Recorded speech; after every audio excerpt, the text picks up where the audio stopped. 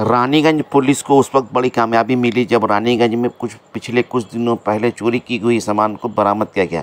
आज पुलिस ने एक प्रेस मीट करके इसकी इन्फॉर्मेशन दी और जो सामान उन्होंने पाया उनको लोगों को हवाले किया। आइए तफसील रिपोर्ट के लिए आपको उस प्रेस मीट में लेकर चलता हूँ। রানীগঞ্জের বাসিন্দা জয়নারায়ণ পান্ডে উনি বাড়িতে ছিলেন না, বর্তমানে তার বাড়িতে চুরি হয়। উনি 16 তারিখে ফিরেন, ফিরে দেখেন বাড়ির তালা ভাঙা এবং আলমিরাও ভাঙা আছে। তার কিছু গোল্ড অর্নামেন্ট এবং হাউস হোল্ড আর্টিকেল চুরি গিয়েছিল। উনি কমপ্লেন করেন। আমরা ইনভেস্টিগেশন শুরু করি। দুজনকে অ্যারেস্ট করা হয়েছে। এখনো পর্যন্ত বিক্রম ডোম আর রকি ডোম এদের অ্যারেস্ট করে আমরা পিসিপিওতে ইন্টারোগেশন করি।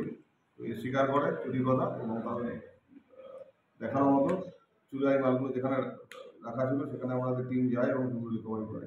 এবং আমরা এই যে টোটাল মালগুলো দেখতে পাচ্ছেন এইগুলোর বেশিরভাগটাই ওনার বাড়ি থেকে চুরি করা হয়েছিল এবং আরও কিছু মাল পাই যেগুলো অন্য কারো বাড়ি থেকে চুরি করেছে, স্বীকার করেছে। আমরা আসাম ডিভিশনকে অলরেডি কোর্টে ফরওয়ার্ড করেছি। আর বাকি মাল যেগুলো পাবে সেগুলো কোন কেসে কোন বাড়ি থেকে চুরি হয়েছে সেগুলো আমরা দেখার চেষ্টা করছি।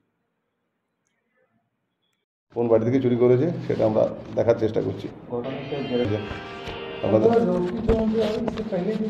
रॉकी डोम इससे पहले भी पुलिस के हाथ में आया था। वो हैबिचुअल ऑफेंडर है, उसके अगेंस्ट में और भी बहुत चोरी का मामला है। अरेस्ट भी हुआ था।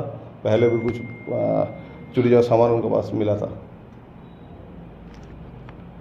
মাঝে কিছু চুরি কেস রিপোর্ট হয়, তো আমরা সেগুলো যথেষ্ট গুরুত্ব দিয়ে দেখি এবং বেশিরভাগ ক্ষেত্রেই আমরা ডিটেকশন করতে পারি। ডিটেকশন হওয়ার পর আমরা রিকভারির পার্টটা রিকভারি সব কিছু কিছু না কিছু রিকভারি হয় এবং এই আজকের কেসটা একটা এক্সেপশনাল কেস বলতে পারেন, কারণ এখানে অলমোস্ট টোটাল যে স্টোলেন আর্টিকেল যেটা আছে টোটালটাই আমরা রিকভার করতে পেরেছি।